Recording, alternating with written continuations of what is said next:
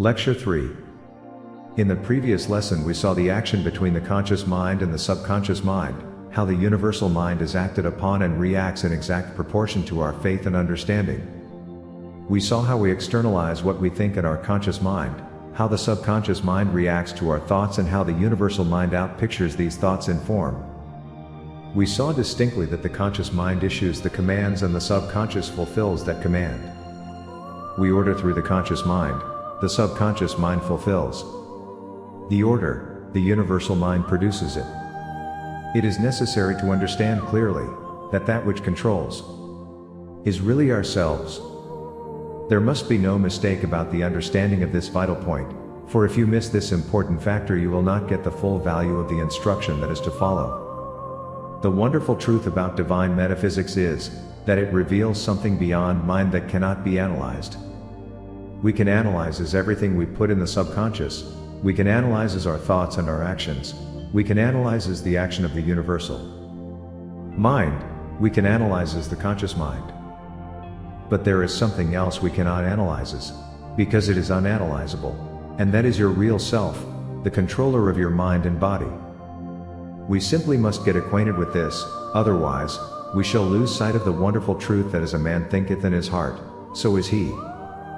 First of all, I want you to realize you are not your body. Your body is just the physical instrument which you, the real you, use for your purpose here. You are not your mind, for it is just another instrument which you use to think, reason and plan with. You tell your mind to think, your body to move, and it is only when you come into full realization of the true nature of the I, you, that you can enjoy the full sense of power that nothing else can give. All students in divine metaphysics must be aware of this great fact. Although the you cannot be analyzed, yet you must be able to recognize and realize this great power which is your real self. The I is that which controls and directs both mind and body, it is that which determines what you do, what to say and how to act. You are the one who says what is to be. The personality is not you, for it is made up of habits, characteristics, a mixture of good and bad. Your personality is the sum total of your previous thoughts and actions, and changes accordingly. So you cannot be your personality because your personality is that outer expression that belongs to the external, and is not you. But it is, in fact, a record of your thoughts and actions. And though people do not actually see them, they feel them. Your personality is felt amongst your fellow men, and according to your awareness of this fact, so will your personality improve. Your personality is continually fluctuating, but the I never changes, it is always the same. The I is the spiritual controller of all movements, thoughts and actions, yet it never associates itself with your personality. This a mighty paradox that baffles most people when studying the great truth. The I is the real source of power that comes to men and women when they come into the realization of their divine nature. The fact that this realization is never-ending and is always progressive shows the students that there is nothing impossible. According to this realization, so is the power in the individual. And in exact relation, too, as man thinks so it shall be unto him. That is why some seem more powerful than others, the latter having not realized the great and mighty power behind the thought and the personality. The following will give you a fair idea of what is meant by our world of cause and effect. Our world of cause and effect. Spirit equals thinker, I am, first cause. Mind equals thought expression, second cause. Body equals manifestation, relative, effect. Reaction to conditions increase effects. Emotions equals fear's vicious circle. Ignorance equals disease, death. Truth equals release, life. Spirit is the thinker, the I am, the first cause. No real thought arises in the mind except the thinker thinks it.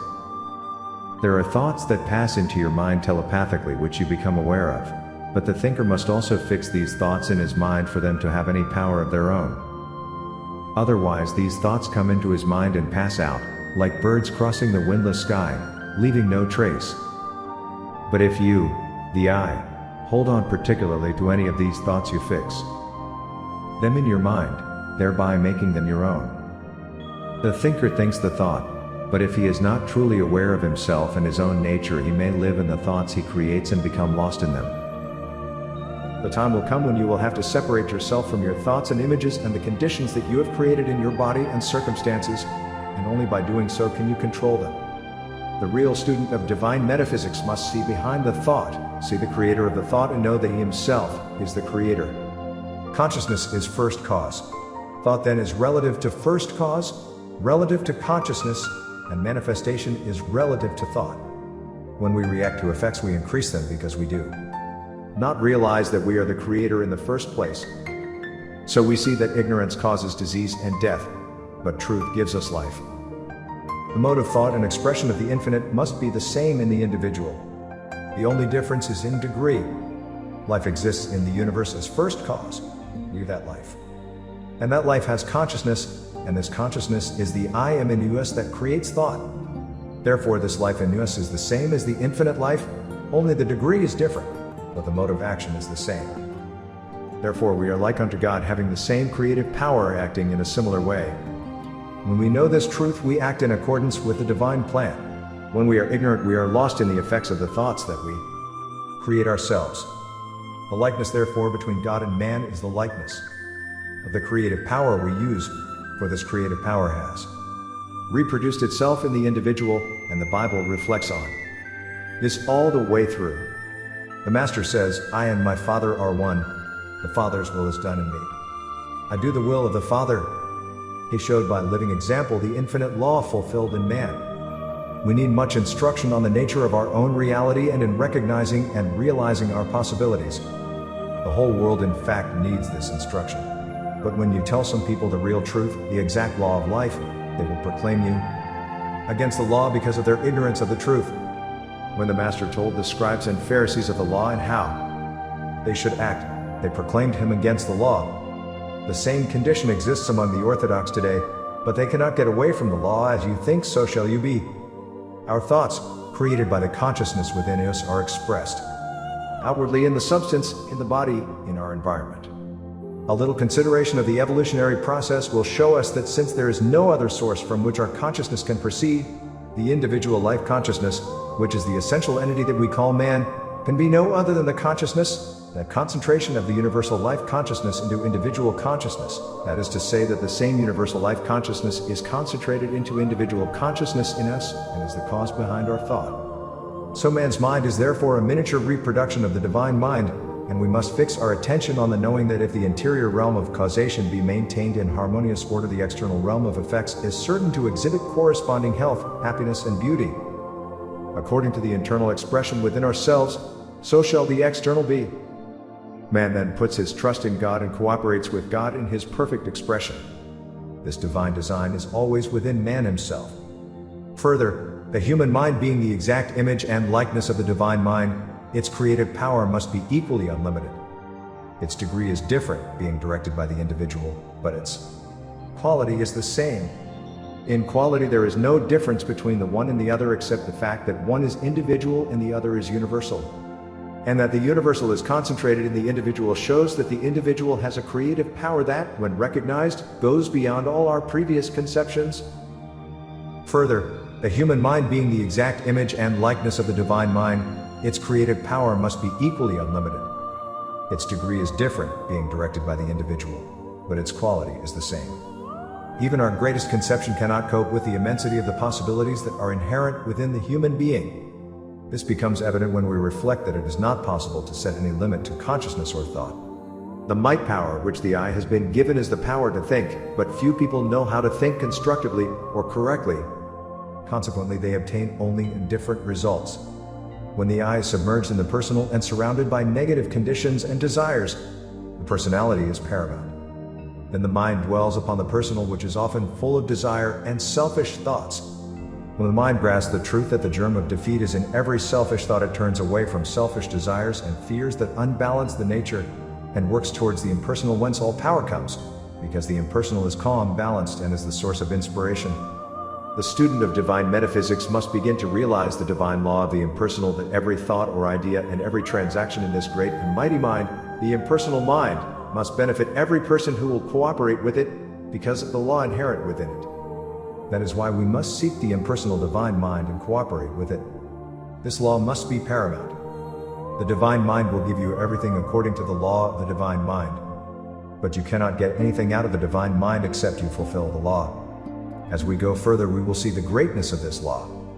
We should know now that any attempt to profit by the ignorance or weakness of people and to operate to our own advantage will bring us no good. The reason for this is plain, because the individual is not separate from the universal, and one part of the universal cannot operate against the other part contrary to the welfare of that part, for thus they operate against themselves. And, knowing yourself, you cannot take from yourself. This is the secret of life. Giving is the plan of the universe. To give is to get. Divine mind is continually operating outwardly, expressing itself with all the bounties of itself, and we must be the channels through which it can flow. If we are channels through which it can flow, it gives to us by the process of that flowing. We cannot help but receive the bounties of the greatness, wisdom and truth and the abundance of everything that is ours by virtue of the law. That we are one with God. That is why organizations which distribute at the lowest cost to the many are the most successful, and if your interests are in unison with the interests of others, the universe will aid you in your operation. This law is infallible, and those who recognize this principle have a great advantage in the affairs of life. They will not then waste time and energy and labor on objects that can be of no possible use to them. They are able to concentrate on the highest possible degree of any subject and eliminate faulty thinking from their minds. You have seen how great organizations have been built upon the proceeds of the greatest turnover at the smallest profit. Organizations that have done more for people in the world have the greatest success. When you begin to realize the importance of the I, the seat of power, and that it is not separate from the universal I am, who is identical in nature with it, you can repeat with the strongest affirmation, I can be and I will be what I want to be because there is no power opposing me. There is a divine truth, and this divine truth can be for everyone, no matter how great or how small, how well educated or how ignorant in the things of our mortal world, because we know perfectly well that the intellect is but a means of getting by in this world of ours, but if we have the spiritual truths, we will get more than just getting by. We will get right into the highest degree of our experiences and our possibilities, and our capabilities will be shown in the expression and manifestation in our lives. The affirmation I have just given you will prove how wonderful it can be when you realize it. The recognition of it in itself is proof positive that you are working with the divine, because there is no force opposing the divine. But this affirmation must not be made in ignorance of the law, otherwise it is useless. When the law is understood, the affirmation becomes the word that does not return unto you void, but performs that which it was sent forth to do. So the word must contain the germ of its divine nature, otherwise it will fade and die, and when you come up against any obstacle in your path, it is not forcing the obstacle away that brings success, but surmounting it with calm determination, knowing the strength of that I who is directing operations. Every time you repeat the word, I know its meaning, so that you will not apply it to any negative conditions in your life, but, by knowing its power and associating yourself with it, we will eventually dissolve these conditions away. We must come into a true and thorough understanding of the intrinsic nature of the I, you, your real self. Then, provided that your objects and purposes are constructive and in harmony with the universe, you will become invincible, and your results will be abundant and permanent. Identify yourself with the I that is birthless and deathless and is never subject to disease or want. Make it a daily habit. Affirm yourself to be, and your mind and body and circumstances will respond. You are the master of every situation. There can be no cant about this. There never is any cant about the I at all, because of the fact that it is the divine and only the cause behind all creation, and nothing is impossible to it. You are one with the universal consciousness when, by using the instrument of faith, you realize no limitations. When faith is complete in oneself, there is no limitation. But if faith is not complete and there is 50% doubt, then I say that faith is just that much less.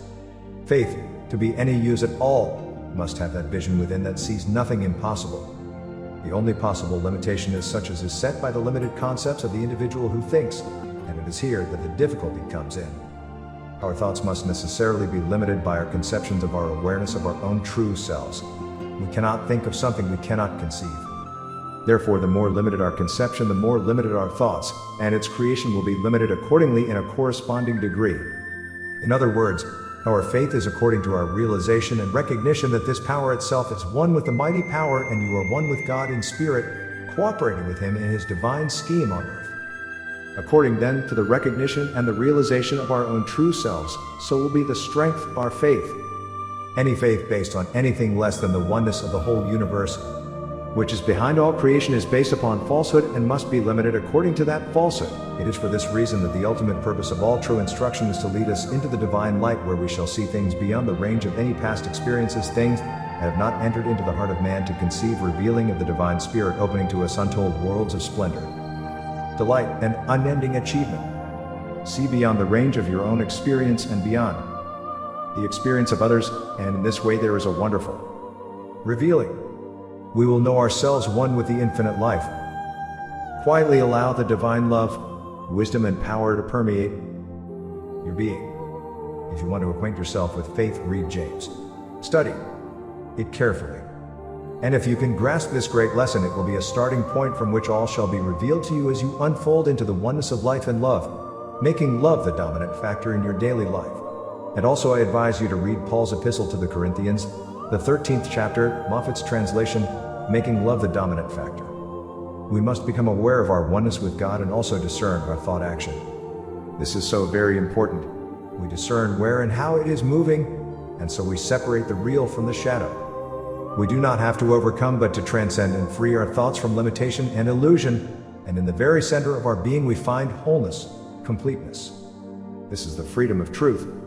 This is the law upon which divine metaphysics is built. It is necessary to know and to follow out the law in operation. When you start anything, complete it, see it through to the end. If you cannot do this, you have failed to realize the power that is within you. If you feel that your power is not strong enough for the gigantic task ahead, begin with small things. Gradually you will get complete control. Do not admit failure of any kind whatsoever, because it does not exist, except in the mind of man, and certainly not in the mind of God. There is no failure but experience on the path. Never allow your real self, to be submerged and overcome by circumstances and conditions, otherwise, you will not be able to control the conditions around you. You will know that it is the world within that controls the world without. The world without is effects, the world within is cause. With this knowledge you will become irresistible. People will respond to your every wish without any effort on your part, and negative conditions will dissolve away. Things will move for you in a mysterious way that even baffles your own conception of things. Remember that the world within is controlled by the eye as well as the world without. This is the meaning of the saying, "All power is given unto me in heaven and on earth." When Jesus said these words, he knew that he was one with the totality of all spirit, the one called God. This is a fact, a reality that has been accepted by all masters, saviors, and has been accepted by the best and highest religions and scientific thought. It is not a mere statement of theory made for the purpose of confirming an idea, but it is proclaiming the truth, the real truth, which really is. It is not a product of the imagination, nor can it be a product of our mind. It is a substantial thing that stands as a foundation upon which rests the whole universe and is also the foundation of your own life. Man was created by God, the first God alone. This is the first and only cause. Out of him and by him all things are created, there can be no other source. All was created by the infinite, and the infinite saw that it was good. The Bible reveals that the earth and everything in it was created first ready complete, so that man, when he came, could take control and run the world according to God's law. And God said, "Let us make man in our own image and likeness, to resemble us, with mastery over everything." When the Master came to proclaim the truth of the living God in every being, he proclaimed this true state so clearly in the statement, "I am the Son of God, ye are the sons of God." So we find that in God is the true consciousness, the will that directs. There is the dual nature of God, the will and the intelligence, the will, the male or the positive, the intelligence, the female or the negative, Father, Mother, God, out of which everything has been created. The Father is the consciousness, the Mother is the intelligence, which is automatic in nature and brings forth form. The substance is the womb or vehicle in which the consciousness and intelligence forms its own creation, and the substance is called mind. Most people have missed the point of the great Christ power within, because this Christ power is the combination of the Father, Mother, God, and is the child or expression of the Father, Mother, the consciousness and the intelligence as one, acting as one.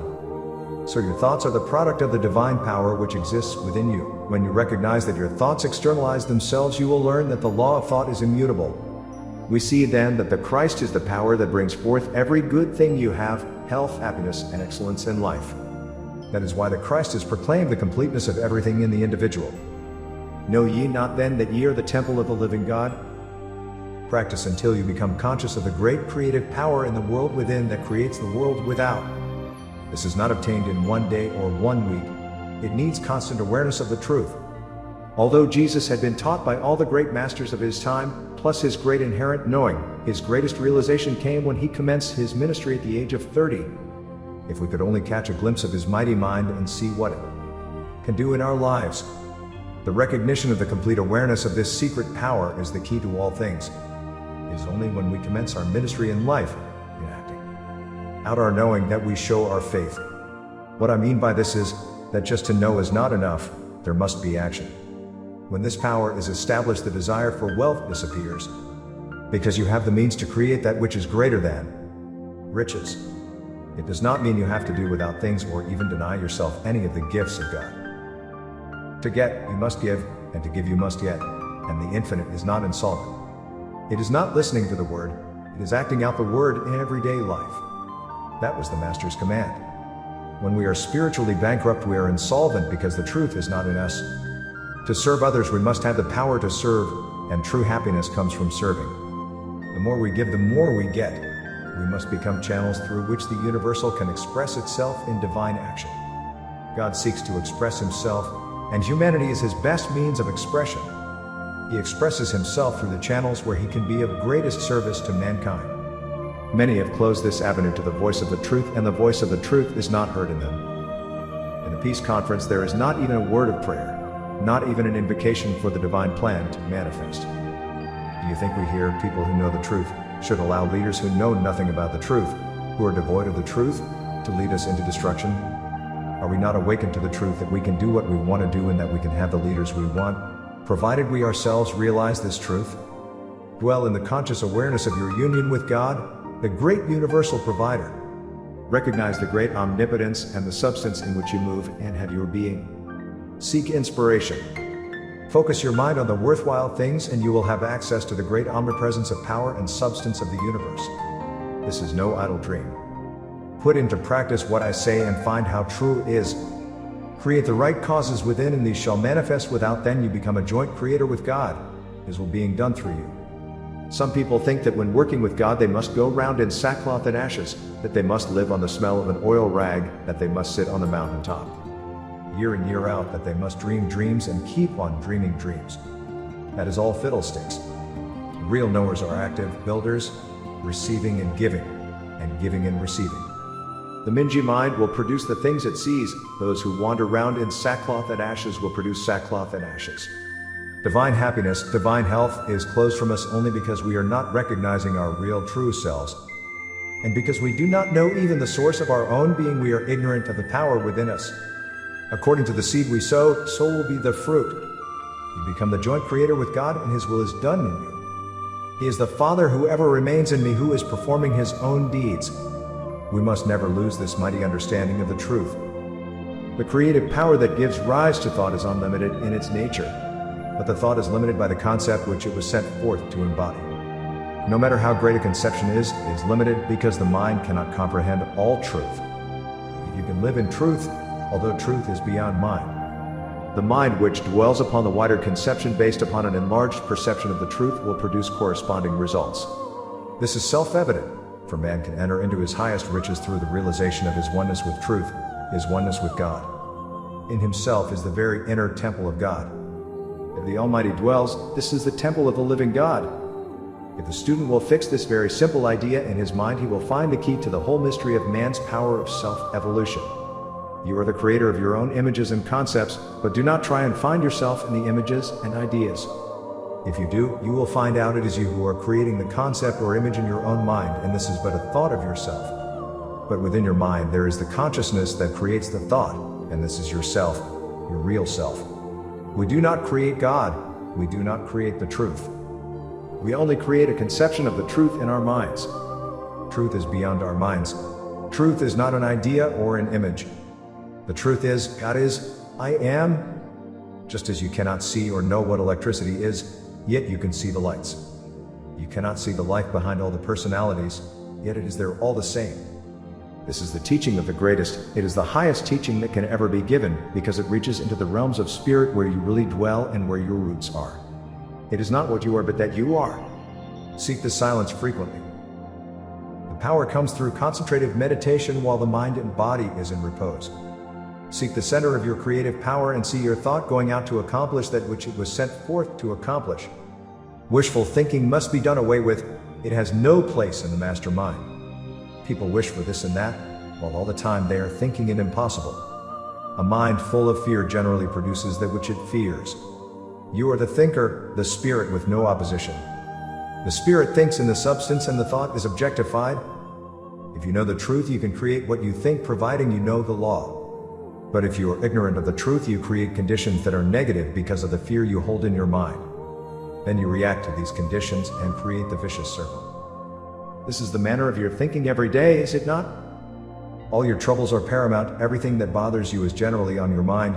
Ill health, unhappiness, limitation, lack, fear of the past and the future. Truth means release and life. Ignorance is frustration and death. Thought is the spirit's mode of motion and is governed by law. Its greatest vitality is given by love, for this is the fruit of the spiritual I. Realize that the I am divine spiritual creative power that knows no opposition. Courage and feeling are necessary. No lasting thought is ever produced without feeling. Would you listen if you were spoken to without feeling? Would you feel the power of my thought if I skimmed over my words and without knowing the meaning of what I was saying? Behind the thought there must be feeling. This is the power that gives it form. You must develop an awareness that will bring faith, courage, and feeling into your efforts, and then you will know what divine metaphysics means. It means accomplishment, continually exercising the truth. I cannot do that for you, you have to do it for yourselves. Exercise is the way to establish the habit, then the mental attitude is produced. Those who fail have only established the habit of failure, those who succeed establish the habit of success.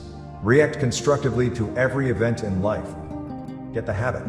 No, there is no failure with God, neither can there be with you. React constructively to every event of life. Exercise. During the first week you analyzed your thoughts. That is, what you thought about during the day. That was to know whether your thoughts were positive and negative. The second week you allowed your thoughts to move out into the conscious field. No matter what thought comes into the field of vision, allow it to flow out through your conscious field so as to become aware of it, allowing all the repressions to rise to the surface through the outcropping of the subconscious mind, taking the power out of the negative thoughts and fears and holding fast to the positive ones, such as courage and confidence, harmony and love. If you have done number 1 and 2 faithfully, you are ready for this exercise. This one is to still the mind, relax the body and mind, and remain calm. As thoughts rise to the surface, let them go, but gradually get control. Do not allow them to affect you, control them through your calmness and peace of mind. Then in the midst of this calm and peace, concentrate on your own reality, the center of your being. I am the full me, concentrating on that I am. Hold the thought of life, become aware of it. Still the mind, be still, and know I am God within. I am the Father, R111111. Keep saying it and do not allow any thought in your mind to interrupt you. Your consciousness must become aware of that fact, that it is one with the divine consciousness, and that it is the expression of the divine consciousness. The soul unites with the great spiritual divine oversoul. The two are one. The individual who thinks he is separate lives in that illusion and has no existence in truth. Enter into the truth of your being and recognize your oneness, 11111. A peaceful and quiet and holy calm now and ever abide with me, as love draws me close to the mighty word of the stranger of Galilee. As this truth abides with us forever, we can tender and gracious be. In spite of the cross, we can journey on like the stranger of Galilee. Meditation. In this divine meditation there is quiet and peace. The body is still. The mind is calm, and in the midst there is life. Recognize yourself as life. I am the life. So Modai TB.